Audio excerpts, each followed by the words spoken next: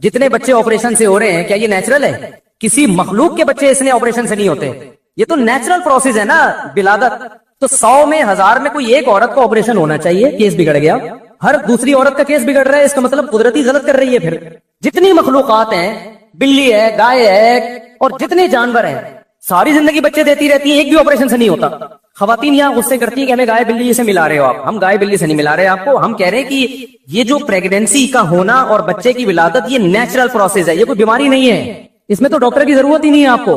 ये तो आदम अलैहिस्सलाम के जमाने से होता आ रहा है ये। फिर भी हम कहते हैं एहतियातन डॉक्टर से राब्ता रखो, ताकि कोई केस 100 में एक केस बिगड़ भी जाता है, खतरा होता है। ये आजकल खुराकें ठीक नहीं है, एक्सरसाइज नहीं है, कामकाज नहीं है, लेकिन रहेगा तो नेचुरली ना। तो 100 में कोई एक ऑपरेशन हो सकता है, 100 में 70-75 ऑपरेशन हो रहे हैं, 10-20 नॉर्मल डिलीवरी हो रही है, और वो भी पहला बच्चा नॉर्मल, अगला वो जिसकी नॉर्मल हुई अगला वो भी ऑपरेशन से। तो इसका क्या मतलब है? ये गायनी के डॉक्टरों की धांधली है या नहीं है? आप कहते हैं खुराकें चेंज हो गई, तो बिल्लियां कौन सा देसी मुर्गियां खा रही हैं? बिल्लियां भी तो यही मुर्गियां खा रही हैं, क्या ख्याल है? यही केमिकल वाला पानी पी रही हैं, यही देसी मुर्गियां खा रही हैं, फार्मी मुर्गियां खा रही हैं वो। तो एक नेचुरल अमल था, उसको क्या बना दिया है? और अभी मेरे यहाँ बच्चे की विलादत हुई है, अपनी बातें इंसान शेयर नहीं करता, लेकिन आप में कॉन्फिडेंस पैदा करने के लिए जिस गायनी के डॉक्टर से इलाज चल रहा था घर वालों का, उसने का ऑपरेशन है। एन वक्त मैं बैरून मुल्क में था, यूरोप के सफर पे था। घर वालों से मैंने बोला फौरन हॉस्पिटल चेंज करो। घर वालों से मैंने बोला फौरन से पहले क्या करना है? Hospital change. फौरन हॉस्पिटल चेंज हुआ है और अल्हम्दुलिल्लाह नॉर्मल डिलीवरी हुई। वो डॉक्टर जानने वाली थी, मैंने कहा भाई ये ऑपरेशन बताया, उसने कहा कोई मेरे पास पेशेंट भेज दे। पेशेंट को देखा तो भाई उसने कोई ऑपरेशन नहीं, नॉर्मल डिलीवरी। समझते हो कि नहीं समझते? तो हम थे, हमारे 16 बच्चे हैं भाई, हमें नहीं पता होगा तो किसको पता होगा? समझ रहे हो? ये तसाई बन चुके हैं। वजह उसकी है कि अस्पताल एक टास्क देता है, 2 वजह से ऑपरेशन होते हैं, 3 वजह से। एक वजह तो वाकई वैलिड होती है, वाकई बाज माओं को मौत का खतरा होता है, मैं इसको मानता हूं। 100 में एक आध ऐसे होते हैं कि डिलीवरी के दरमियान मौत का खतरा होता है, तो वो ऑपरेशन ही करना पड़ता है। लेकिन वो 100 में 1-2 हो तो समझ में आती है बात। ज्यादातर क्या हो रहा है, अस्पताल ने टास्क दिया होता है कि जी बच्चा जो है, अस्पताल ने डॉक्टरों को टास्क दिया होता है इतने पैसे हमने कमाने हैं, वो ऑपरेशन के बगैर कमा नहीं सकते। अस्पताल लॉस में जा रहा होता है कि इस दफा फैमिली प्लानिंग पर लोगों ने ज्यादा अमल किया, बच्चे मार्केट में कमा रहे हैं तो हमारे पैसे कम बन रहे हैं, ठीक है ना। इससे भी ज्यादा मसला ये होता है कि डॉक्टरों के पास टाइम नहीं होता, क्योंकि नेचुरल और नॉर्मल डिलीवरी वो अल्लाह की मर्जी से होती है, वो डॉक्टर की मर्जी से बोलो नहीं। उसमें एक एग्जैक्ट डेट देना मुमकिन नहीं होता डॉक्टर के लिए कि इस तारीख को बच्चा होगा। खवातीन को दर्द उठते हैं, फिर वो खत्म हो जाते हैं, फिर उठते हैं, फिर वो खत्म हो जाते हैं, महीना भी लग जाता है, 15-15 दिन भी लग जाते हैं, 1.5 महीना भी लग सकता है। एक कुदरत का निजाम है भाई। अल्लाह ने माँ को तकलीफ में डाला है ताकि बच्चे पर उसका हक साबित हो। तभी तो कुरान कहता है माँ के 3 गुना हक ज्यादा है बच्चे पर, उसे 3 ज्यादा तकलीफें उठाई हैं, ये उसकी तकलीफ का हिस्सा है। अब क्या होता है, डॉक्टर साहबा उनको ये मसला होता है कि भाई अगर ये इसको अपने हाल पे छोड़ दिया जाए तो पता नहीं अगले हफ्ते हो कि 2 हफ्ते बाद मार्केट में बच्चा आए, 1.5 हफ्ते बाद आए, तो मैं एंगेज रहूंगी, इसके मुझे कोई अलग से पैसे ना सवाब मिल रहे हैं, ना सवाब तो मिल रहा होता है लेकिन सवाब पे कौन यकीन करता है, पैसे तो मिल नहीं रहे। लाओ भाई चापड़ लेकर आओ, कैंची लेकर आओ, छुरी लेकर आओ, ठीक है ना। नहीं है बात, मेरा ख्याल है चापड़ छुरी, वो चापड़ छुरी वो जरा तमीज वाला चापड़ होता है वो चापड़ ही है। कितना खतरनाक प्रोसेस है यार ये ऑपरेशन का। रीढ़ की हड्डी में इंजेक्शन लग रहे हैं, अंदर से पता नहीं क्या क्या निकाला जा रहा है। उसके बाद जो खवातीन की फिजिकल फिटनेस की ऐसी की तैसी होती है, मियाओं को आजकल वैसे ही बीवियां अच्छी नहीं लग रही हैं, वो एक बच्चा पैदा होने के बाद और ज्यादा बुरी लगने लगती हैं। वो फिर उसको अपनी फिजिकल फिटनेस पे लाने के लिए इतनी डाइटिंग, इतनी जॉगिंग, इतनी एक्सरसाइज, वो कौन करता है आजकल? आप यूरोप अमेरिका की तकलीफ करते हो, वहां तो ऐसे ऑपरेशन से नहीं होते, हमने तो तहकीक की है। वहां तो अगर पेशेंट खुद कह रही हो ना औरत के ऑपरेशन करो, डॉक्टर को पाबंदी है, वो करेगा, केस होगा उसके खिलाफ। नहीं है मेरा ख्याल है बात समझ में? अच्छा खैर, लेकिन इतने बुरे होने के बाद भी आपकी वाइफ जब प्रेग्नेंट होगी लेके डॉक्टर ही के पास जाओगे, आप किसी मौलाना के पास नहीं लेके आओगे कि चूंकि ये सारी डॉक्टरों को गलत कहते हैं लिहाजा अब हमने इलाज अपनी बेगम का मुफ्ती साहब से करवाना है, क्योंकि सारे डॉक्टर गलत हो गए, ये सब अपना मंजन बेच रहे हैं, मुफ्ती साहब इलाज करेंगे। मुफ्ती साहब कहेंगे भाई मैं डॉक्टरों को अरे गलत कह रहा हूं तो सही डॉक्टरों को तलाश करने के लिए कह रहा हूं, इसलिए नहीं कह रहा कि मैं मेरी ये फील्ड ही नहीं है, मुझे क्या पता। नहीं आई मेरा ख्याल है बात समझ में? तो जाना डॉक्टर ही के पास है। अगर गायनी की कोई डॉक्टर 2 नंबर है तो 1 नंबर तलाश करनी है। ऐसा नहीं हो सकता कि गायनी की डॉक्टर 2 नंबर हो गई हैं तो अब आप उनसे ऑपरेशन करवाने के बजाय कसाई से ऑपरेशन करवाना शुरू कर दो। समझता है बात को कि नहीं समझता? कि वो पढ़ा लिखा कसाई है, उसने स्टडी की है, मेडिकल साइंस की किताबों की क्या की है, उसने स्टडी की, उसने यूट्यूब पे क्लिप देखे बच्चा कैसे बनता है, माँ के पेट में कैसे गर्दिश करता है, घूमता है और मार्केट में कैसे आता है। ये सब पढ़ा लिखा डॉक्टर है, रेफरेंसेस के साथ बात कर रहा है। और भाई प्रॉपर वे में जब तक इल्म हासिल नहीं होगा उसको نہ الٹراساؤنڈ کی اجازت ہے، نہ ایکس رے کی اجازت ہے، اور نہ آپریشن کی اجازت ہے، نہ کوئی میڈیسن ریکمینڈ کرنے کی اجازت۔ میں جب یہ صحت کی باتیں کرتا ہوں لوگوں کی کال آتی ہے، مفتی صاحب مجھے یہ کمزوری محسوس ہو رہی ہے، آپ کوئی میڈیسن بتائیں۔ میں کہتا ہوں بھائی میں صحت کے جنرل اصول بیان کر دیتا ہوں، وہ بھی ڈاکٹروں سے سنے ہوئے ہیں۔ کوئی شخص بیمار ہوگا تو وہ ڈاکٹر کے پاس جا کے علاج کرائے بھائی، وہ میں تھوڑی بتاؤں گا اس کو۔ پاکستان میں سب سے بڑا مسئلہ بتاؤں آپ کو کیا ہے؟ ہر شخص کو سب کچھ پتا ہے، ہر شخص کو سب کچھ پتا ہے۔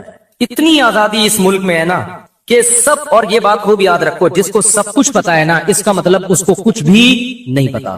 ہر آدمی اپنی فیلڈ کا ایکسپرٹ ہوتا ہے، اگر اس کو سب پتا ہے اس کا مطلب اپنی فیلڈ میں تو کچھ بھی نہیں پتا اس کو، کیونکہ اس نے پھر علم حاصل کیا، اپنی فیلڈ کا علم کب حاصل کیا ہے؟ ساری زندگی تو یہ کرتا رہا ہے بیٹھ کے۔ تو میں سمجھا پا رہا ہوں اپنی بات؟ تو اس لیے دین کا علم مسائل پراپر علماء سے پوچھنے پڑیں گے۔ اور یہ جب اشکال ہو کہ مولویوں میں اتنے 2 نمبر ہیں، وہ پکڑا گیا، وہ چوری کرتے ہوئے پکڑا گیا، وہ کرپشن میں پکڑا گیا، وہ غلط مسائل بتاتا ہوا پکڑا گیا، تو بھائی پکڑے تو ڈاکٹر بھی جا رہے ہیں، پکڑے تو سیاستدان بھی جا رہے ہیں، فوج میں بھی بہت سے لوگ پکڑے جاتے ہیں۔ اب آپ نے کہا کہ کیونکہ فوج میں فلاں فلاں کرپٹ ہے لہذا فوج ہی اڑا دو پوری، اب بارڈر کی حفاظت جو ہے وہ چوکیدار کریں گے، جو ہمارے گھر کا گلی کے گارڈ ہے وہ بارڈر کی کیا کریں گے؟ ابے بھائی جیسا مرضی ہے بارڈر، اسی وہ پھر ٹریننگ یافتہ لوگ ہیں، اور جیسے بھی ہے کرپٹ ہو، نیک ہو، 1 نمبر ہو، 2 نمبر ہو، جو جس کا کام اسی کو ساجھے۔ بچپن میں یہ سنتے تھے بھائی جس کا کام اسی کو ساجھے، وہ اصل میں یہ اس کے پیچھے ایک مثال ہے۔ ایک بندر نے بڑھئی کو دیکھا، بندر نے، یہ کہتا ہے جس کی جو فیلڈ نہیں ہے جب اس میں گھستا ہے تو یہ ہوتا ہے۔ ایک بندر نے بڑھئی کو دیکھا، کارپینٹر کو، کہ وہ لکڑی چیر رہا ہے نا، کلاڑے سے درخت کی لکڑی کے 2 حصے کرتا ہے اور پھر بیچ میں پتھر گھساتا ہے، پھر یوں ایسے ہوتا ہے نا، چرتے چرتے پوری چر جاتی ہے۔ بندروں کی عادت ہوتی ہے کام آتا نہیں ہے لیکن نقل اتارنے۔ بندر نے کیا کیا؟ بندر نے کلاڑا لے کے نا، جب بڑھئی اپنے کسی کام سے گیا تو بندر کو عادت ہوتی ہے، او بھائی تو کارپینٹر نہیں ہے تو چھوڑ دیتے ہیں یہ کام، بولو نہیں۔ وہ سرینا مارکیٹ ہے نا موبائل کی، یہاں میں کھڑا ہوا تھا تو ایک آدمی ملازمت پہ کسی نے رکھا ہوا، اور ایک شخص کو رکھا ہوا وہ موبائل کی ریپیئرنگ کے لیے، ایک کو رکھا ہوا موبائل بیچنے کے لیے، اور ایک سافٹ ویئر انجینئر ہوگا موبائل کا، اس کو موبائل کی ریپیئرنگ کے لیے رکھا ہوا۔ اب کیا ہوا ہے کہ ایک کسٹمر آیا تو کسٹمر نے کیا کیا کہ اپنا موبائل دیا کہ میرا موبائل خراب ہے، کائنڈلی آپ اس کو ٹھیک کرنے۔ تو جو انجینئر تھا وہ ٹھیک کرنے لگا، تو جس کو رکھا ہوا تھا نا جھاڑ پھونک کے لیے، اور کوئی کسٹمر آئے تو ڈبہ اٹھا کے دکھاؤ، وہ اس کے کام میں گھس رہا ہے، وہ اس کے کام میں گھس رہا ہے کہ یوں نہیں یوں کر لے، اور دیکھ بھی رہا ہے کہ کیا کر رہا ہے۔ تو میں نے دیکھا وہ جو دکان کا اونر تھا نا اس کو آیا غصہ، بولا تیرا جو کام ہے تو وہ کرنا۔ اس کو برا بھلا کہنا شروع کر دیا کہ ابے تو اپنے کام کو فوکس کرنا، کسٹمر کھڑے ہوئے ہیں موبائل مانگ رہے، تو ادھر گھس رہا ہے، یا تو بھی پڑھ لے پھر ہم تجھے بھی یہاں بٹھا دیں گے۔ تو مجھے اس کا اسٹائل پہ بڑی ہنسی آ رہی تھی نا، جو دکان کے مالک کو غصہ آ رہا تھا، اس کو غصہ اس لیے آ رہا تھا، اس کو پتا تھا اس سے میرے بزنس کی ایسی کی تیسی ہو جائے گی۔ جس کا جو کام ہے اگر آپ وہ دوسرا کرنے لگے نا تو سارا نظام تباہ ہوتا ہے، دکانیں تباہ ہو جاتی ہیں۔ اب آپ اندازہ لگاؤ، جو عالم نہیں ہے وہ علماء کی فیلڈ میں گھسا ہوا ہے، جو ڈاکٹر نہیں ہے وہ ڈاکٹروں کی فیلڈ میں گھسا ہوا ہے، جو حکیم نہیں ہے وہ حکیموں کی فیلڈ میں گھسا ہوا ہے۔ بنے کیوں کر جو ہو سب کار الٹا، ہم الٹے یار الٹا، بات الٹی۔ مہتاب رائے ایک شاعر گزرے، انہوں نے کہا کہ مہتاب رائے میں نا یار کا لفظ الٹو تو رائے بنتا ہے، بات کا لفظ الٹو تو تاب بنتا ہے، اور ہم کو الٹو تو مہ بنتا ہے، یعنی ہم بھی میرے نام میں الٹ گیا، بات بھی الٹ گئی اور یار بھی الٹ گیا، تو سب کچھ الٹ گیا تو مہتاب رائے بن گیا۔ تو اس نے کہا ہمارا کام بنے گا کیسے، ہمارے یہاں سب چیزیں کیا ہیں الٹی میں۔ کل ایک صاحب میرے پاس آئے اور مجھے کہنے لگے مفتی صاحب جو کام کروں الٹا ہو جاتا ہے۔ میں نے کہا کام ہی الٹا کیا کرو تاکہ سیدھا ہو جایا کرے۔ ایک دم وہ ہنس کے چلا گیا نا، مجھے کہنے لگا مفتی صاحب جو کام کرتا ہوں کام کیا ہوتا ہے الٹا۔ تو میں نے کہا پھر کیا ہی الٹا کرو، کیونکہ جو کام کر رہے ہو جب الٹا ہو رہا ہے تو الٹا کرو گے تو کیا ہو جائے گا، الٹا ہو کے سیدھا ہو جائے گا۔ تو اس کو ہنسی آئی اور میری جان چھوٹی۔ اب میں اس کو کیا بیٹھ کے سمجھاتا ہے یار، ایسے دنیا میں کوئی نہیں ہوتا، آپ کام ہی غلط کر رہے ہو۔ اچھا خیر، تو کیا کہہ رہا تھا میں، جلدی سے بات، جلدی سے، ٹائم 2 منٹ رہ گئے۔ ہاں بندر والی مثال دے رہا تھا۔ تو بندر نے کیا کیا، وہ دیکھا نا کہ وہ ہمارے حضرت یہ لطیفہ سنایا کرتے تھے کہ جس کی جو فیلڈ ہے نا اس کو اسی میں رہنے دو، تو حضرت یہ لطیفہ سناتے تھے۔ تو اس نے کیا کیا، کلاڑے سے نا جب وہ کارپینٹر کام سے گیا ہے تو وہ یوں کر کے چر گیا نا، چر گیا۔ اچھا اب اس کے جو ایٹمی اثاثے ہیں بندر کے وہ بیچ میں، بندر کو یہ نہیں پتا تھا کہ کارپینٹر کے ساتھ ایسا نہیں ہوتا، کارپینٹر کے ساتھ ایسا اس کے ایٹمی اثاثے محفوظ ٹھکانوں پر ہوتے ہیں، لیکن بندر کے جو ایٹمی اثاثے تھے وہ بیچ میں لٹکنے لگے اس کے بیچ میں۔ اب جب بندر نے کلاڑی ہٹائی ہے نا تو ایٹمی اثاثے تباہ ہو گئے اس کے۔ سمجھ میں آ رہی ہے بات؟ یہ ہوتا ہے کسی جس کا کام نہیں ہے نا اس کی فیلڈ میں ٹانگ اڑانے کا، حالانکہ وہ پورا اس کو کاپی کر رہا ہے کہ جی دیکھو وہ ایسے کلاڑے سے یوں مارتا ہے، پھر کلاڑا نکالتا ہے، پھر دوبارہ مارتا ہے، پھر کلاڑا۔ اس کو نہیں پتا بھائی تیری جو باڈی ہے اور جو ایک اسٹرکچر ہے اس میں اور انسان کے اسٹرکچر میں کیا ہے، فرق ہے۔ تو یہ حال ہے، یہ مثال ہے آج کل کی کہ جس کم وقت کو پاکستان میں کچھ نہیں ملتا نا وہ اس کام میں ٹانگ اڑانا شروع کر دیتا ہے جس میں اس کو نالج زیرو ہے اور پھینکنا شروع کر دیتا ہے. اور لوگ فالو کر رہے ہیں, لوگ پڑھے لکھے کو کم فالو کرتے ہیں. آپ یوٹیوب پہ جائیں, جتنے پڑھے لکھے لوگ آپ کو نظر آئیں گے نا ان کی اسپیچ میں بہت مدلل بات ہوتی ہے, ان کی کلپ کم وائرل ہو رہے ہیں. اور آپ دیکھ لیں گے جو بیٹھ کے پھینکے جا رہے ہیں, ہنسی پھیل رہی ہے, بالغ آ رہی ہیں جب تک نہ ہو. تو خلاصہ میرے بھائی یہ نکلا ہے کہ مولویوں میں 2 نمبر ہوتے ہیں, ہم خود مانتے ہیں, ہم نے تو اس فیلڈ میں گھس کے دیکھا ہوا ہے نا, 2 نمبر ہوتے ہیں. اور اکثر تو ایسا ہوتا ہے کہ مولوی 2 نمبر نہیں ہوتے, 2 نمبر آدمی علماء کا لیبل لگا لیتا ہے, داڑھی رکھ لیتا ہے, ٹوپی پہن لیتا ہے, وہ لگتا عالم مفتی ہے, ہوتا وہ نہیں ہے. کوئی سرٹیفائیڈ مفتی اس پہ اعتماد نہیں کرتا. اور اگر کوئی 2 نمبر ہے بھی تو آپ کو علماء ہی کے پاس جانا پڑے گا. نبی صلی اللہ علیہ وسلم نے فرمایا العلماء ورثۃ الانبیاء, پیغمبروں کا سلسلہ ختم ہو گیا, اب اس امت کے علماء ہی ہیں جو گائیڈ کریں گے آپ کو. اگر آپ علماء کو چھوڑ دیا تو گمراہی ہے. اور آج کل کے جو اسکالرز آ رہے وہ علماء سے جو کٹا رہے ہیں, علماء سے میں ان کی بات کر رہا ہوں, ہر اسکالر کو میں برا نہیں کہتا, جو علماء سے کٹا رہے ہیں وہ آپ کو بند گلی میں لا کے کھڑا کر دیں گے. وہ کہاں کریں گے, ان کے اپنے پاس تو کوئی پیکج ہے نہیں. وہ اکثر باتیں ہو رہی ہے پاکستان میں انقلاب کی باتیں, انقلاب کا ان کے پاس اپنا کوئی پیکج نہیں ہے. آپ کو یہاں سے ہٹا دیں گے, ان کے پاس بھی کوئی پیکج نہیں ہے. اور آپ بند گلی میں, ایسی بہت تحریکیں تنظیمیں چلی ہیں پاکستان میں, یہ علماء جہاد نہیں کر رہے, یہ علماء انقلاب کی بات نہیں کر رہے, ان کے پاس اپنا بھی کوئی پیکج نہیں ہے, وہ بھی باتیں ہی کر رہے ہیں, کر کچھ بھی نہیں رہے وہ. لیکن لوگ ان کی باتوں کو بڑا اپریشیٹ کر رہے ہیں. جب کوئی ایسی باتیں کیا کرے نا تو فوراً نیچے کمنٹس کیا کرو کہ ٹھیک ہے ہم تیار ہیں, آپ کے پاس پیکج کیا ہے اس کا, اور آپ کیا کر رہے ہو اس بارے میں, آپ نے خود کتنا جہاد کیا ہے. کبھی ہمیں موقع ملا تو ہم بتائیں گے کہ ہندوستان میں علماء نے کس قدر انگریزوں کے خلاف لڑائیاں لڑی ہیں, اور پاکستان میں اسلام کے لیے علماء نے کیا کیا کوششیں کی ہیں. جو نئے اسکالرز ہیں جو آج کل آ کے علماء پہ طنز کر رہے ہیں وہ اس کے خاک کو بھی نہیں پہنچے ہیں, جو قربانیاں علماء نے ماضی میں بھی دی ہیں. اور ہندوستان میں انگریز کے خلاف جو تحریکوں میں جانے پیش, انگریز نے توپوں کے سامنے علماء کو باندھ باندھ کے اڑایا ہے. آج کل کے جو اسکالرز ہیں ان کے کسی بھی روحانی باپ دادے کو آپ دیکھو کہ کوئی بھی شہید نہیں ہوا ہوگا. پاکستان میں مجھے بتاؤ مذہبی رہنما سب سے زیادہ قتل کن کا ہوا ہے؟ مفتی نظام الدین شہید ہوئے, مولانا حسن شیخ پوری شہید ہوئے. یہ کیوں شہید ہو رہے تھے؟ ان کی اسپیچز سے, ان کی باتوں سے نظام میں تبدیلی آ رہی تھی. مولانا یوسف جہانوی شہید ہوئے, مفتی عتیق الرحمان شہید ہوئے. یہ ساری قربانیاں تو علماء نے دی ہیں. یہاں ہمارے پڑوس میں مسجد کے امام تھے, ان کو شہید کیا, کل کسی مولانا صاحب کو شہید کیا ہے, پرسوں کسی مولانا صاحب کو شہید کیا ہے. شہید تو سارے مولوی ہو رہے ہیں. ہم جو اتنے گارڈ لے کے گھوم رہے ہیں, تو آپ کا کیا خیال ہے, ہمیں کیا پاکستانیوں سے خطرہ ہے یا محب وطن سے خطرہ ہے؟ ہمیں خطرہ اسلام دشمنوں سے ہے. اسلام دشمن سمجھتے ہیں نا کہ یہ مولوی اسلام کو پروموٹ کر رہے ہیں, ان کو راستے سے ہٹاؤ. لیکن آپ اسکالرز کو دیکھو, یہ مولوی ایسے, یہ مولوی ایسے, یہ مولوی ایسے. تم بن جاؤ یار, نہ تم خود پراپر علم حاصل کرتے ہو, نہ تمہارے پاس کوئی انقلاب کا کوئی پیکج ہے, تو بند گلی میں لا کے آپ عوام کو بند کر رہے ہو, اور اس کے بعد ان کے پاس کوئی راستہ نہیں. تو کوئی بھی شخصیت جو آپ کو علماء سے ہٹا کے کہے کہ ہم تقلید نہیں کرتے, سمجھ لو وہ اپنا مقلد بنا رہے ہیں آپ کو. تو ایسے لوگوں سے آپ نے ہوشیار رہنا ہے, اور دعا کیا کرو کہ اللہ قیامت میں ہمارا حشر علماء کے ساتھ کرے. میں تو کوئی دعا ایسی نہیں ہے جب میں ہاتھ اٹھاؤں تو میں اس میں یہ دعا مانگتا ہوں کہ اللہ میرے عمل تو اس قابل نہیں ہے کہ میں علماء میں میرا شمار ہو, لیکن میں ان علماء کے نام لے کے دعائیں مانگتا ہوں, اللہ میرا حشر ان لوگوں کے ساتھ کرنا, اللہ میرا حشر ان لوگوں کے ساتھ کرنا. تو ہمارے پاس تو کیا عمل ہے بھائی, ایک محبت ہی رہ گئی ہے علماء سے, وہ بھی ختم ہو گئی. تو کیا کون سا تم نے تیر مار لیا, کیا کر لو گے تم جا کے؟ تو اللہ تعالیٰ ہمیں سمجھنے کی, عمل کی توفیق عطا فرمائے, اور علماء کی محبت اللہ ہمارے دلوں میں ڈالے. سنتوں کے بعد, نماز کے بعد, سنتوں کے بعد تھوڑی دیر مسائل کا سیشن ہوگا, جو بیٹھنا چاہیں بیٹھ سکتے ہیں, جانا چاہیں جا سکتے ہیں. ٹھیک ہے, اپنا خرچے پہ اپنا خیال رکھیں. بیوی عمل سے ہو تو کون سے مہینے تک ہم بستری کر سکتے ہیں. حمل میں ہم بستری کا نہ میڈیکلی کوئی نقصان ہے, نہ شریعت نے پابندی لگائی ہے. تو جب تک بیوی کو اس عمل سے تکلیف نہ ہو, کوئی مسئلہ نہ ہو, تو کی جا سکتی ہے بستری. اور اسٹریس, اس پہ لوگ بعض اشکال کرتے ہیں, بھائی یہ ڈاکٹروں کا ٹاپک ہے, آپ نماز روزے کی ترغیب دو, آپ لوگوں کو زکوٰۃ کی ترغیب دو. بھائی وہ بھی ہم ترغیبیں دیتے ہیں. تو جو لوگ 15 شعبان کی رات کو نہاتے دھوتے ہیں, اسپیشلی اس رات کو کہ بھئی آج کوئی تہوار ہے یا آج کوئی خوشی کا دن ہے, اور مٹھائیاں کھاتے ہیں یا حلوے پکاتے ہیں, تو وہ زبان سے اس کو تہوار نہ بھی کہیں, اپنے عمل سے یہ بتاتے ہیں کہ یہ تہوار ہے, جبکہ یہ تہوار نہیں ہے.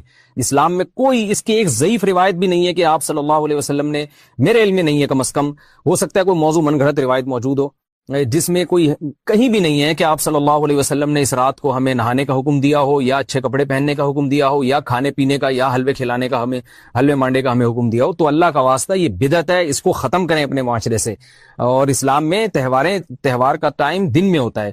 عید الفطر, عید الاضحیٰ ہے جس میں ہم دن میں قربانی کرتے ہیں اور کھاتے ہیں, پیتے ہیں, نہاتے ہیں, دھوتے ہیں. راتوں کے یہ کام نہیں ہے, رات کو آپ سوئیں یا عبادت کریں. تو ایک چیز تو یہ تھی جو میں بتانا چاہ رہا تھا. دوسری چیز اس رات کو قبرستان جانا.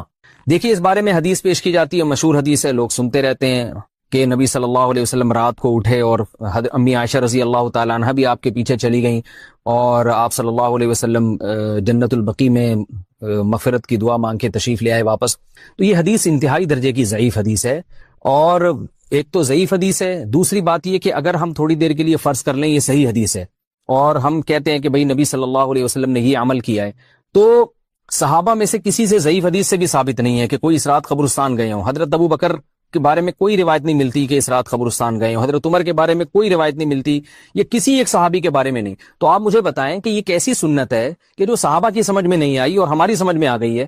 تو مشرکین مکہ یہ کہا کرتے تھے لو کان خیرن ما سبقونا الیہ, قرآن مجید کی آیت ہے کہ اگر یہ اسلام میں کوئی خیر ہوتی تو یہ صحابہ ہم سے پہل نہ کرتے.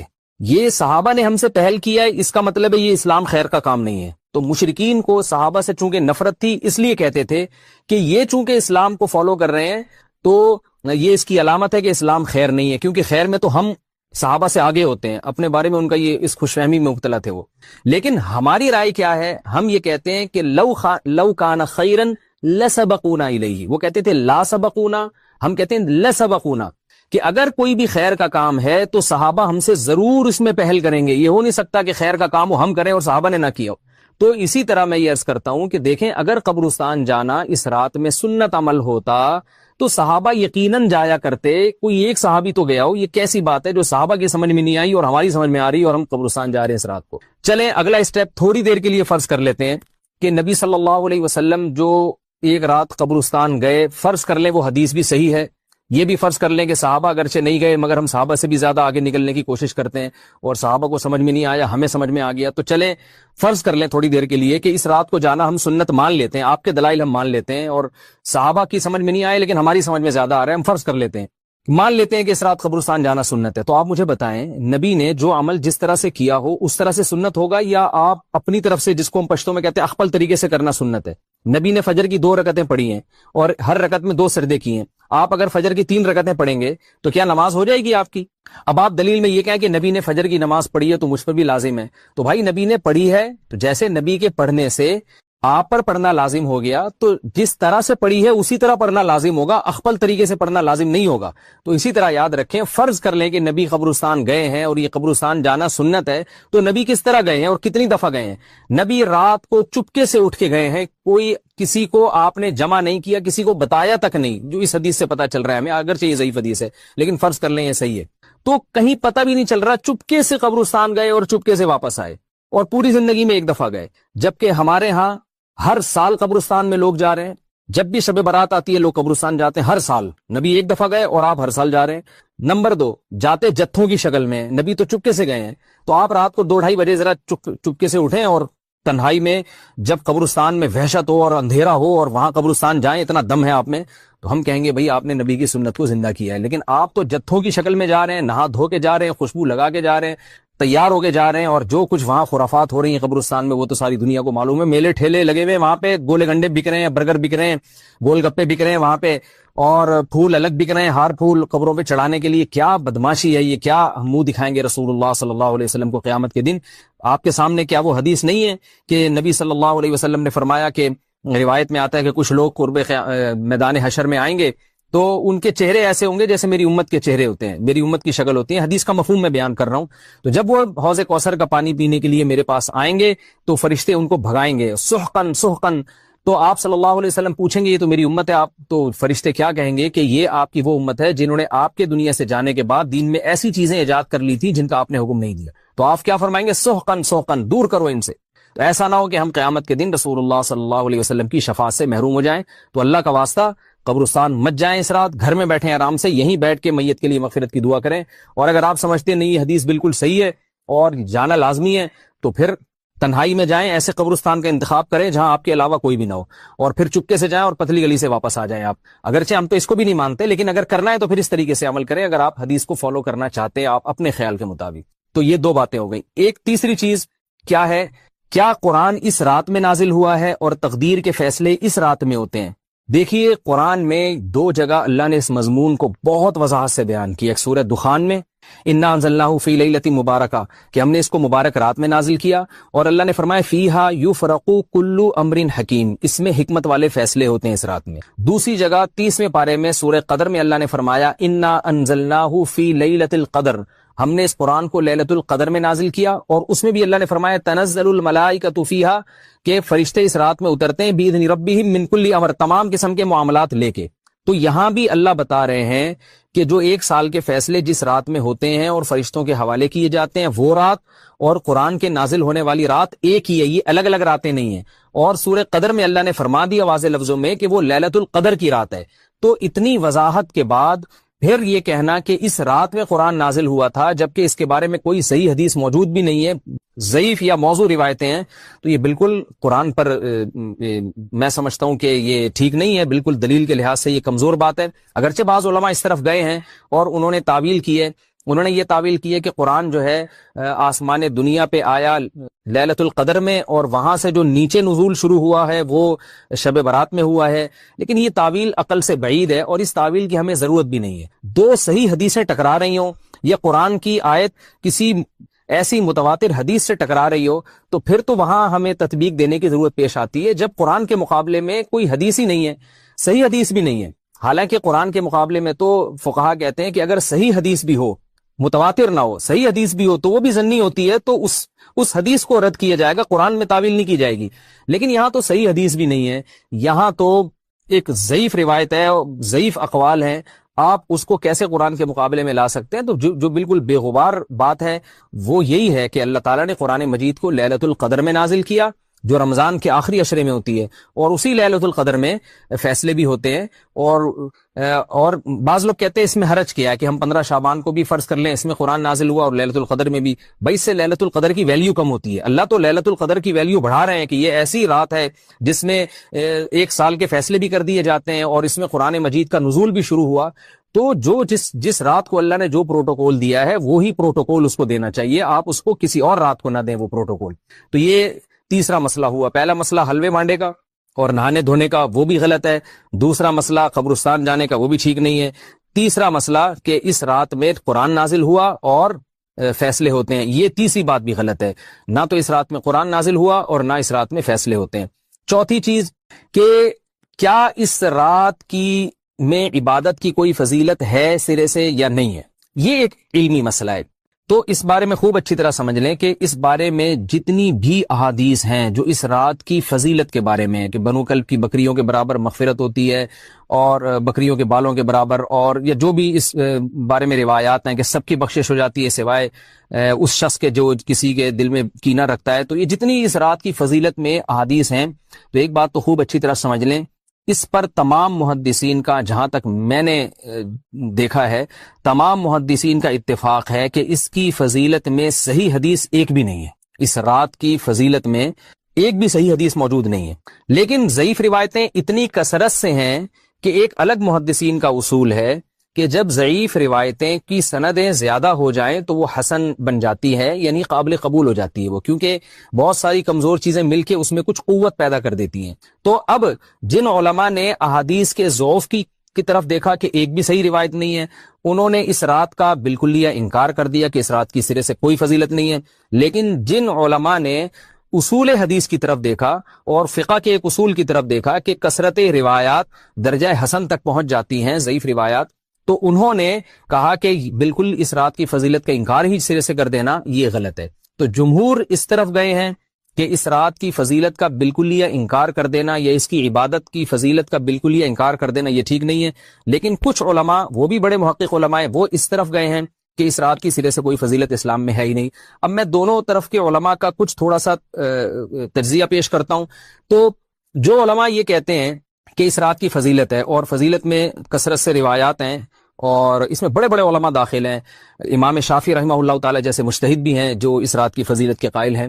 باقی ائمہ سے مجھے جو ہے نا امام ابو حنیفہ سے کچھ نہیں ملا اس رات کی فضیلت کے بارے میں, اور امام احمد ابن حنبل سے بھی مختلف روایات ملی ہیں، اس لیے میں جزم سے کسی اور امام کے بارے میں نہیں کہہ سکتا، لیکن امام شافعی سے بہرحال اس کی فضیلت صراحتاً منقول ہے، اگرچہ انہوں نے بھی اعتراف کیا ہے کہ اس کی روایات کے بارے میں جتنی اس بارے میں روایات ہیں وہ ضعیف ہیں، لیکن وہی ایک اصول ہے کہ جب ضعیف روایات بہت کثرت سے ہوتی ہیں تو درجہ حسن تک پہنچ جاتی ہیں۔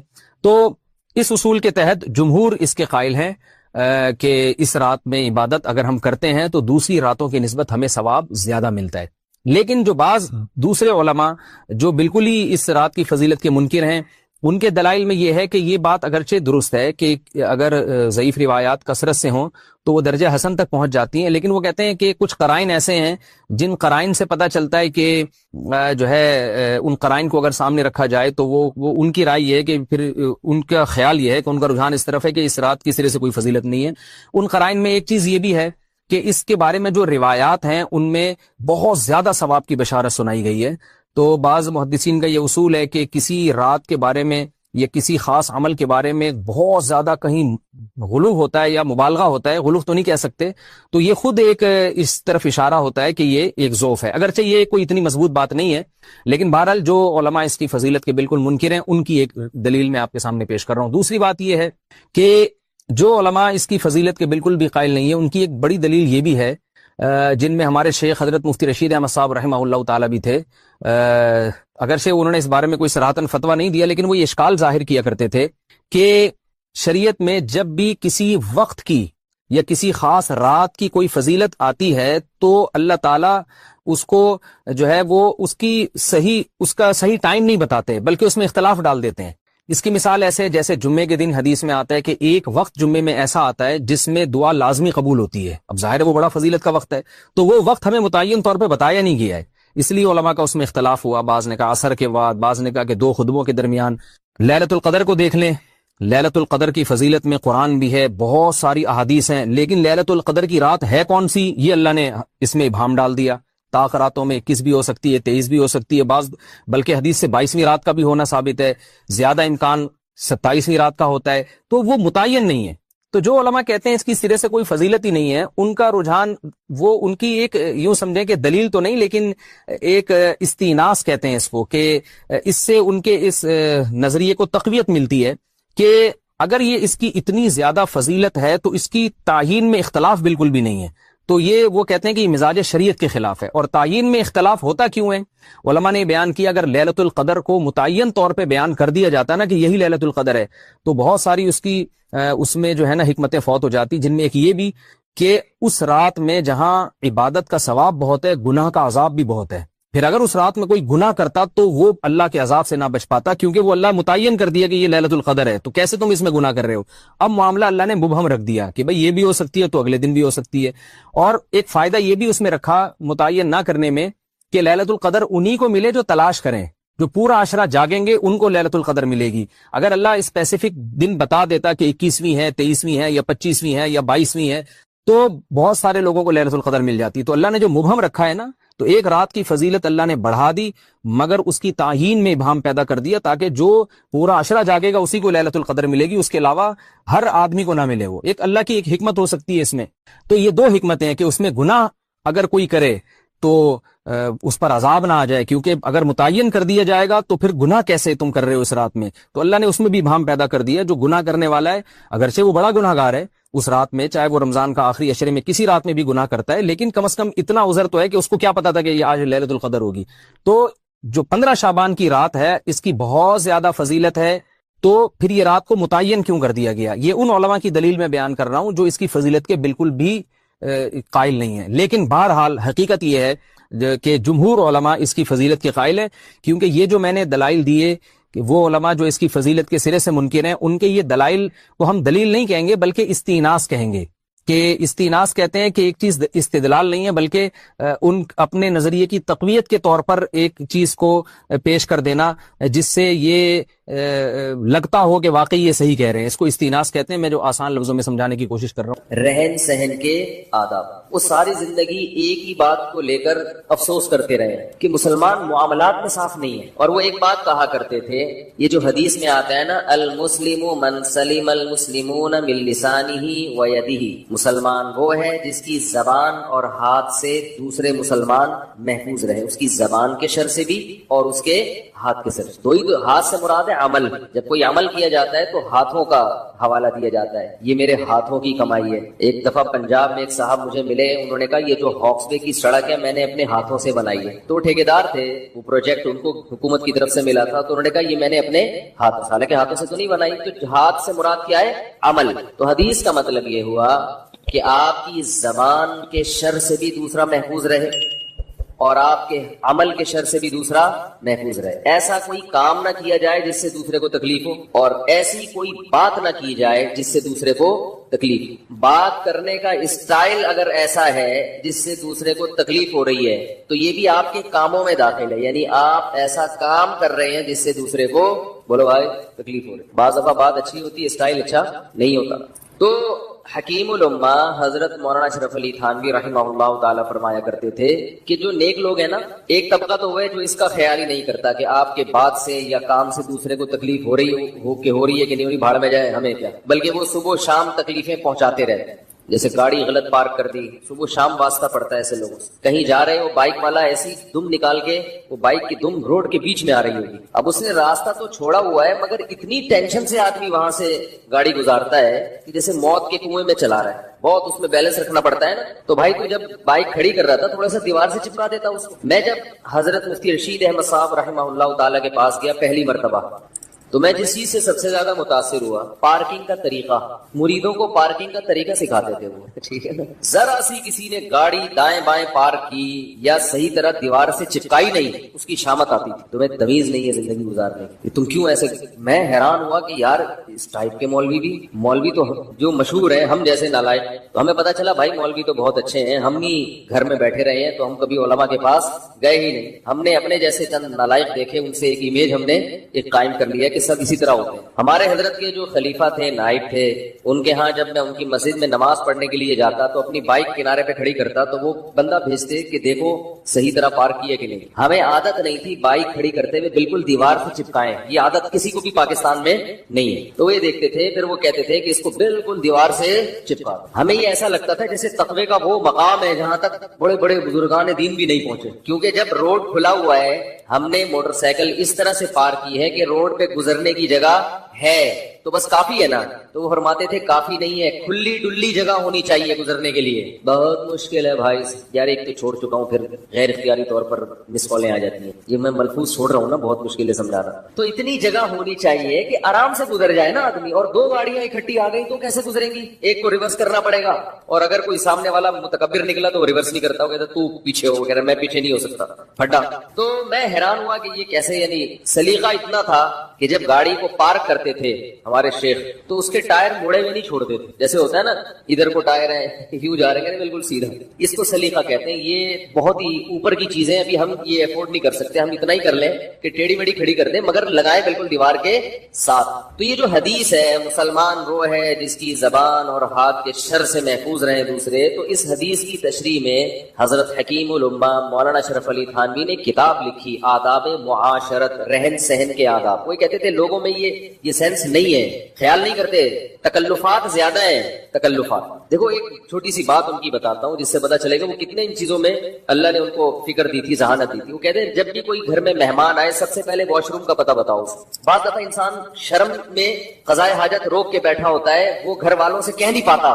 سمجھے بھائی, آپ کسی کے گھر گئے, آپ کو بہت زور سے پیشاب آ رہا ہے, قضائے حاجت کا تقاضا ہے, آپ بیٹھتے ہی شرما رہے ہوتے ہو کہ یار وہ بولے گا ابھی آگے بیٹھے اور ڈائریکٹ لیٹرین. بھائی ہو تو سکتا ہے نا انسان کے ساتھ, کیا خیال ہے, کچھ بھی ہو سکتا ہے. تو یہ گھر کے جو میزبان ہے, جو گھر کا مالک ہے, اس کی ذمہ داری ہے کہ وہ مہمان کی ضرورت کا خیال کرے. فرمایا سب سے پہلے اس کو کیا بتاؤ, واش روم ادھر ہے, جانا تو نہیں آپ نے. بعض دفعہ ایسا ہوتا ہے انسان کے ساتھ, وہ روک کے بیٹھا ہوا شرما. ہر آدمی کی ایک الگ مزاج ہوتا ہے نا, دھماکے کے ساتھ پڑے گا تھوڑی دیر میں, پھر وہ تو اس کو خود بتا دو. تو وہ فرمایا کرتے تھے کہ یہ جو حدیث ہے، اچھا آداب معاشرت میں انہوں نے اسی طرح کی چیزیں لکھی، کتاب خرید لیں کہیں سے، بہت کام آئے گی انشاءاللہ، کہ لوگ کن چیزوں میں خیال نہیں کرتے دوسروں کا، اور احادیث جمع کی ہیں بہت ساری کہ رسول اللہ صلی اللہ علیہ وسلم نے کس قدر خیال کیا ہے چھوٹی چھوٹی باتوں میں کہ کسی کو عمل سے تکلیف نہ ہو۔ دیکھو کندھے پھلانگ کے آنا یہ ناجائز ہے، گناہ ہے، حالانکہ کندھے پھلانگنے سے کیا ہوتا ہے؟ کیا وہ قد چھوٹا ہو جائے گا جس کے اوپر سے چھلانگ مار کے آئے ہیں آپ؟ کچھ بھی نہیں ہوتا، لیکن تکلیف ہوتی ہے، دوسرا آ رہا ہے ادھر سے دھکا لگے گا تھوڑا سا آپ کو۔ نبی صلی اللہ علیہ وسلم نے ارشاد فرمایا کوئی شخص کسی جگہ پہ بیٹھا ہے، اٹھ کے جائے کسی کام سے، اس کی جگہ پہ مت بیٹھو، وہ اس کا حقدار ہے، اس کی پرمیشن کے بغیر آپ اس کی جگہ پہ، تو بیچارہ بیٹھا تھا تو کسی ضرورت سے جانا پڑ گیا، اس کو تکلیف ہوگی، یار میں بیٹھا ہوا تھا آپ آگے بیٹھ گئے۔ اب بتاؤ مجھے ایک بات، جس شریعت میں اس کو برداشت نہیں کیا گیا کہ کسی جگہ پہ ایک انسان تھوڑی دیر کے لیے بیٹھا ہے جو اس کی ذاتی ملکیت نہیں ہے اور جا بھی خود ہی اٹھ کے رہا ہے، لیکن اس کا یہ رائٹ ہے کہ ایک بالش کی جگہ پر کوئی دوسرا آ کے نہ بیٹھے، تو اس ایک بالش کی عارضی ملکیت کا اتنا خیال کیا گیا تو 240 گز کے پلاٹ جو آپ کو وراثت میں ملا تھا اس پہ اگر کوئی قبضہ کر لے، بھائی یا بہن یا ماموں یا چاچو، اس کو شریعت برداشت کر لے گی؟ کیا ہو گیا بھائی ہے؟ اور حیرت ہے وہ قبضہ کر کے اسے بیچ کے عمرہ کرنے جا رہے ہیں۔ لوگ ایسا کرتے ہیں، وراثت کا مال کھا کے کہاں جاتے ہیں، ارے تو کچھ اور کر لیتا، تو بندوق خرید کے ڈکیتیاں شروع کر دیتا۔ ہم کہتے ہیں یار تیرا کام ہی یہی ہے، تو ظاہر ہے جب ڈکیتی کرنی ہے تو پھر حلال کما کے تھوڑی کرتا ہے انسان۔ ارے کسی نے ڈکیتی کرنی ہے تو یہ ضروری ہے کہ حلال پستول ہو، جب کام ہی حرام کرنے ہیں سارے تو حلال حرام کیا؟ وہی بات اکثر بتاتا ہوں نا کہ چوری کی مرغی ہے تو پھر کہیں سے بھی ذبح کر کے کھا لو، گردن مروڑ کے کھا لو تو حرام کی حرام ہی رہے گی نا۔ چوری کی مرغی کو باقاعدہ سیدھے ہاتھ سے قبلہ رخ لٹا کے اور بسم اللہ اللہ اکبر، یہ ہو رہا ہے مارکیٹ میں۔ کئی لوگوں کو میں جانتا ہوں حرام کھا کے سیدھا گئے کہاں؟ عمرہ کر کے، انہی حرام پیسوں سے گھپلے کیے، چندوں میں گھپلے، بہن کی وراثت میں گھپلے، اور جا رہے ہیں۔ تو حکیم الامہ نے بہت ساری مثال میں بتا رہے تھے، دیکھو اتنی سی جگہ پہ قبضہ کرنے کی اجازت نہیں، کیونکہ اس سے انسان کو تکلیف ہوتی ہے، آپ اس کی جگہ پہ آگے بیٹھ گئے، لیکن اس کا یہ مطلب نہیں ہے، اس کا لوگ غلط فائدہ بھی اٹھاتے ہیں۔ مسجد میں صف اول میں بیٹھنے کے لیے پہلے سے آگے رومال رکھ کے غائب ہو جاتے ہیں، یہ رومال جو ہے نا کوئی اس سے پلاٹ الاٹ نہیں ہو جاتا، وہ تو آگے بیٹھا ہوا ہو، پھر کسی کوئی وقتی ضرورت ہو، واش روم جانا ہے، ناک صاف کرنی ہے تو پھر تو ٹھیک ہے، کیونکہ بعض جگہوں پہ یہ بھی ہم نے دیکھا ہے، تراویح میں بہت ہوتا ہے، مغرب میں ہے رومال ڈال کے چلے گئے، اب کوئی وہاں بیٹھ ہی نہیں سکتا، یہ حضرت جی کی جگہ ہے، یہ غلط ہے، سب کا برابر حق ہے۔ ہمارے شیخ حضرت مفتی رشید احمد صاحب نے رحمہ اللہ نے حرم میں ایک بڑا دلچسپ واقعہ دیکھا، آگے بتایا۔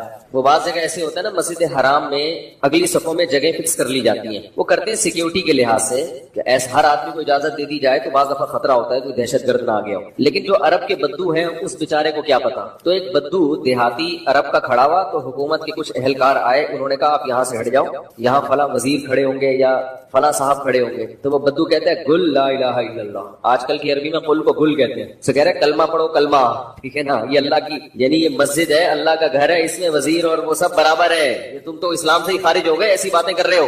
تو ہمارے حضرت کو اس بدو کا اسٹائل بڑا پسند آ رہا تھا کہ اس کی سادگی اور اس کا ایمان، کہ وہ بار بار یہ الفاظ جب بھی اس کو وہ ہٹانے کی کوشش کر رہے شرطے، وہ کہہ رہے گل لا الہ الا اللہ، کلمہ پڑھو کلمہ، اللہ کا گھر ہے جہاں جو مرضی کھڑا ہو جائے، تو بار بار نا حضرت کو اس کے انداز پہ بڑا اچھا لگ رہا تھا کہ وہ اس کو کلمہ پڑھا کے گویا یہ شو کر رہا ہے کہ تم تو اس مسلمان ہی نہیں رہے، تم ایسی الٹی باتیں کر رہے ہو۔ تو یہ جو بدو ہوتے ہیں نا، ان کو بات سمجھانا اونٹ کو رکشے میں بٹھانے سے زیادہ مشکل ہے۔ تو وہ یہ فرمایا کرتے تھے، وہ آداب معاشرت کتاب میں انہوں نے بہت ساری مثالیں لکھی ہیں کہ لوگ کس طرح سے دوسروں کو اذیت دیتے ہیں۔ اس میں انہوں نے ایک بات لکھی ہے، یہ بات فرمائی ہے، یہ تھوڑی گاڑی اردو ہے، پھر میں اس کو آسان الفاظ میں انشاءاللہ اس کی تشریح بیان کروں۔ وہ یہ فرمایا کرتے تھے کہ عدم قصد ایذا یہ کافی نہیں ہے، قصد عدم ایذا ضروری ہے۔ مشکل اردو ہے، ابھی انشاءاللہ اس کی تشریح کرتے ہیں۔ عدم کا مطلب نہیں، قصد کا مطلب ارادہ، ایذا کا معنی تکلیف دینا۔ فرمایا کہ ہم جب کسی کو تکلیف دیتے ہیں، کوئی ہمارے عمل سے کسی کو تکلیف ہوتی ہے، تو ہم یہ کہتے ہیں بھائی میرا ارادہ تکلیف دینے کا نہیں تھا، غلطی سے ہو گیا، قصد نہیں تھا، قصد نہیں تھا، ارادہ نہیں تھا۔ فرمایا اتنا کافی نہیں ہے مسلمان بننے کے لیے، جیسے ہم بہت سے اعمال کر رہے ہوتے ہیں غلطی سے، بھائی غلطی سے ہو گیا ہمیں تو پتہ ہی نہیں چلا۔ تو فرمایا کرتے تھے کہ اس بات کا اہتمام ضروری ہے، قصد ہونا چاہیے تکلیف نہ پہنچانے کا، پہلے سے ارادہ ہو۔ صبح جب گھر سے نکلیں تو یہ ارادہ کر کے نکلیں کہ میرے کسی عمل سے دوسرے کو تکلیف بولو بھائی نہ ہو کوئی ایسا کام میں نہ کرو جس سے تکلیف ہو, ورنہ غلطی سے تو تکلیفیں ہی دے رہے ہیں نا. جو غلط پارکنگ کرتا ہے وہ یہ نیت کر کے تھوڑی کرتا ہے کہ میں یوں گاڑی کھڑی کر رہا ہوں تاکہ دوسرا آئے تو وہ مصیبت میں پڑ جائے. وہ یہ نیت تھوڑی ہوتی ہے اس کی, وہ تو ویسے لاؤ بالی پن میں آیا, گاڑی کھڑی کی نکل لی. کہ سورج اور چاند اللہ کی نشانیوں میں سے ایک نشانی ہے. لا ينکسفان بموت احدہم حیاتہ, نہ تو یہ کسی کی موت کی وجہ سے گرن ہوتے ہیں نہ کسی کی زندگی کی وجہ سے. بل یخوف اللہ بہما عبادہ, اللہ ان کے ذریعے اپنے بندوں کو ڈراتے ہیں. یہ بخاری مسلم کی حدیث ہے, اپنے بندوں کو خوف زدہ کرتے ہیں. تو یہ اللہ کی نشانیاں ہیں, اور آپ صلی اللہ علیہ وسلم نے اس موقع پر نماز کا حکم دیا, اللہ کے سامنے عاجزی اور انکساری کا حکم دیا. دیکھیے یہاں ایک بہت اہم پوائنٹ کی بات ہے ان لوگوں کے لیے جو اسلام کے خلاف ہیں, جو محمد صلی اللہ علیہ وسلم سرور دو عالم سید الانبیاء صلی اللہ علیہ وسلم کو سچا نبی نہیں مانتے. ان کے لیے اس حدیث میں آپ صلی اللہ علیہ وسلم کی نبوت کی ایک بہت زبردست دلیل موجود ہے. ایک واقعہ ہوا ہے آپ صلی اللہ علیہ وسلم کے بیٹے کی موت کا, اور عرب یہ ویسے ہی کہا کرتے تھے کوئی بہت بڑا دن ہوگا تو سورج گرہن ہوگا. تو کوئی بھی شخص جو جھوٹا نبی ہو, آپ خود بتائیے کہ کیا وہ ایسے موقع پہ اس واقعے کو اپنے حق میں کیش نہیں کرائے گا, اور وہ یہ کہے گا نہیں کہ میں تو پہلے ہی کہتا تھا میں بہت بڑی شخصیت ہوں اور میرے بیٹے کی موت ہونا, ایک پیغمبر کے بیٹے کی موت ہونا ہے تو یقیناً یہ اس اللہ کی طرف سے ایک نشانیاں ہے, یہ نشانی ہے سورج کا گرہن ہونا, یہ بتانے کے لیے ہے کہ واقعی یہ بہت بڑا دن ہے, اور میں یعنی یہ بہت بڑا دن اس اعتبار سے کہ ایک نبی کے بیٹے کی موت واقع ہوئی ہے.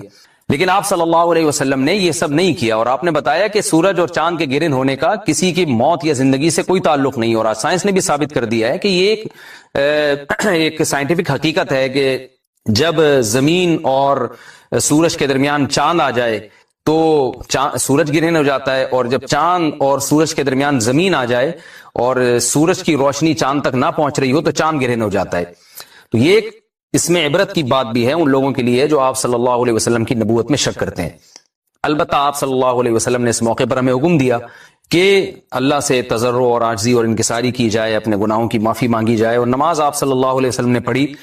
اس پہ بھی بعض لوگ اشکال کرتے ہیں کہ یہ جب ایک نیچرل پروسیس ہے تو اس میں اتنا گھبرانے کی, کیونکہ حدیث میں آتا ہے آپ صلی اللہ علیہ وسلم بہت گھبرائے, تو اس میں گھبرانے کی کیا بات ہے.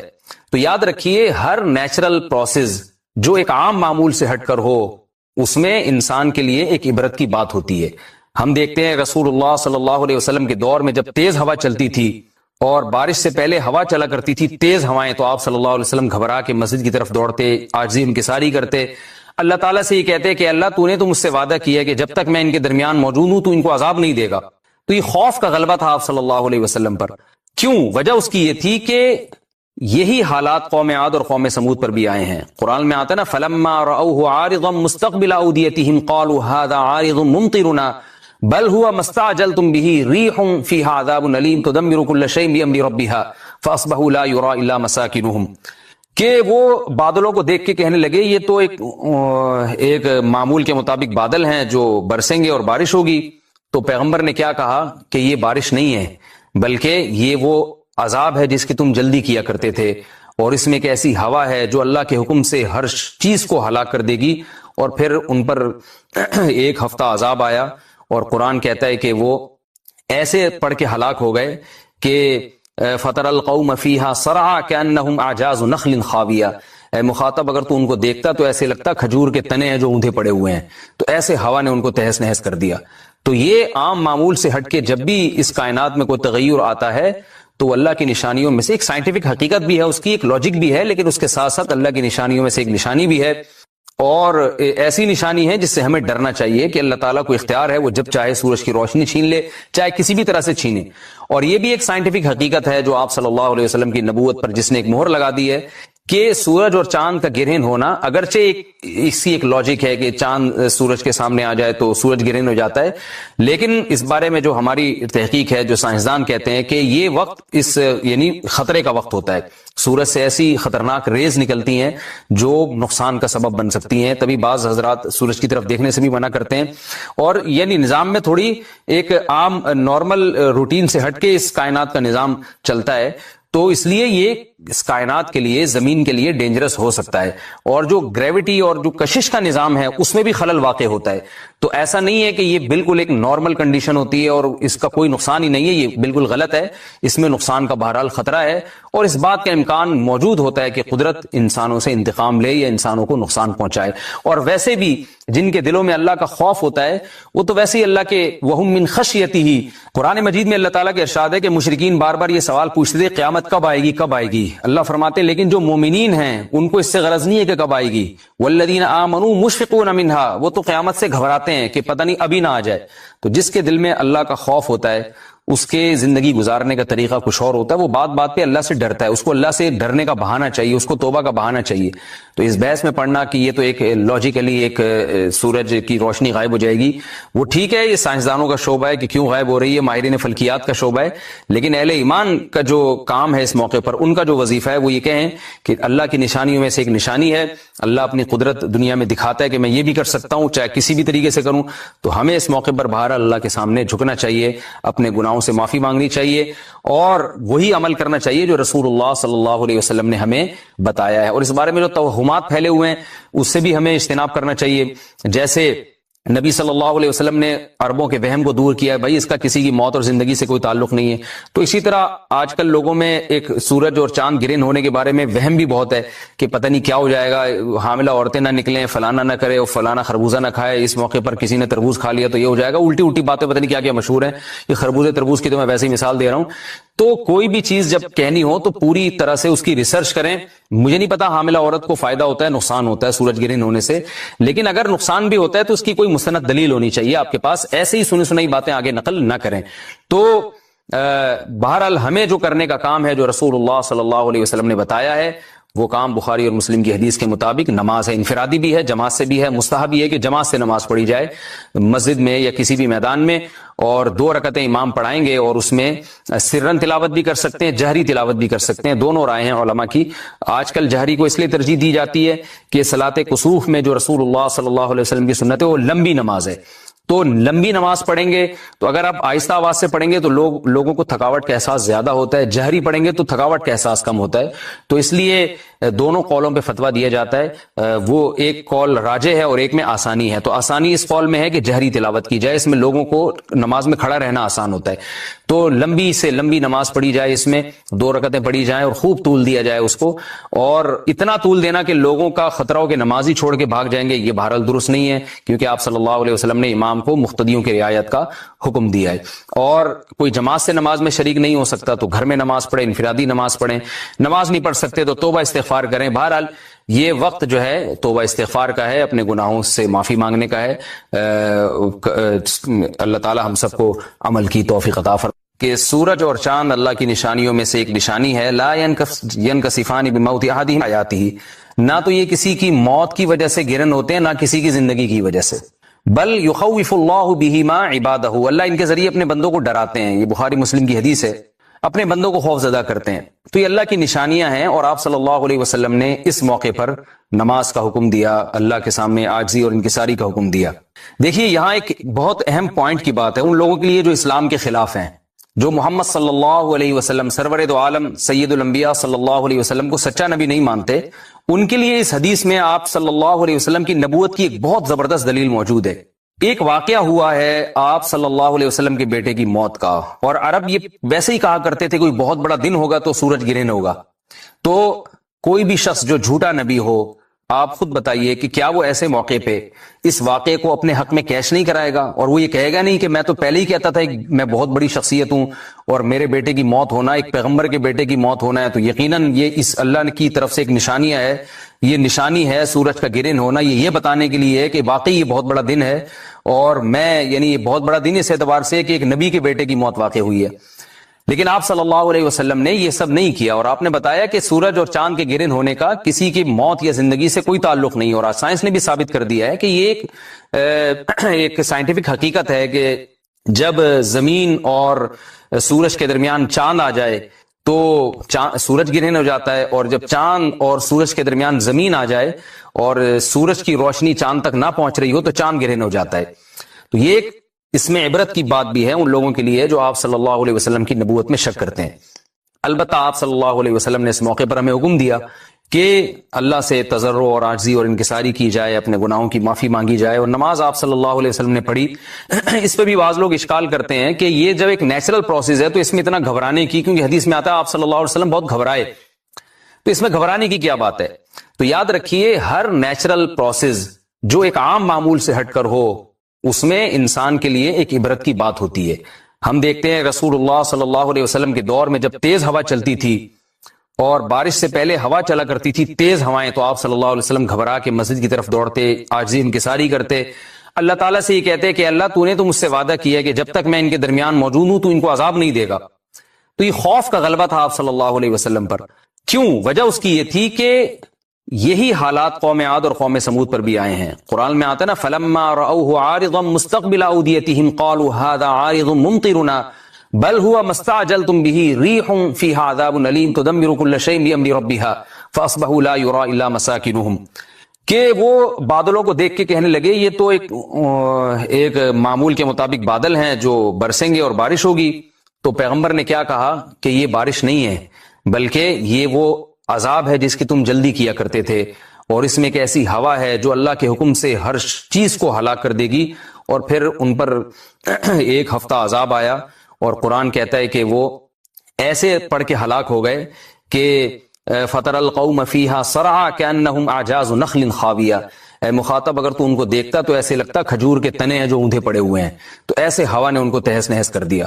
تو یہ عام معمول سے ہٹ کے جب بھی اس کائنات میں کوئی تغیر آتا ہے تو اللہ کی نشانیوں میں سے ایک سائنٹیفک حقیقت بھی ہے، اس کی ایک لاجک بھی ہے، لیکن اس کے ساتھ ساتھ اللہ کی نشانیوں میں سے ایک نشانی بھی ہے، اور ایسی نشانی ہے جس سے ہمیں ڈرنا چاہیے کہ اللہ تعالیٰ کو اختیار ہے، وہ جب چاہے سورج کی روشنی چھین لے، چاہے کسی بھی طرح سے چھینے۔ اور یہ بھی ایک سائنٹیفک حقیقت ہے جو آپ صلی اللہ علیہ وسلم کی نبوت پر جس نے ایک مہر لگا دی ہے کہ سورج اور چاند کا گرہن ہونا، اگرچہ اس کی ایک لاجک ہے کہ چاند سورج کے سامنے آ جائے تو سورج گرہن ہو جاتا ہے، لیکن اس بارے میں جو ہماری تحقیق ہے، جو سائنسدان کہتے ہیں کہ یہ وقت یعنی خطرے کا وقت ہوتا ہے، سورج سے ایسی خطرناک ریز نکلتی ہیں جو نقصان کا سبب بن سکتی ہیں، تبھی بعض حضرات سورج کی طرف دیکھنے سے بھی منع کرتے ہیں۔ اور یعنی نظام میں تھوڑی ایک عام نارمل روٹین سے ہٹ کے اس کائنات کا نظام چلتا ہے، تو اس لیے یہ اس کائنات کے لیے، زمین کے لیے ڈینجرس ہو سکتا ہے۔ اور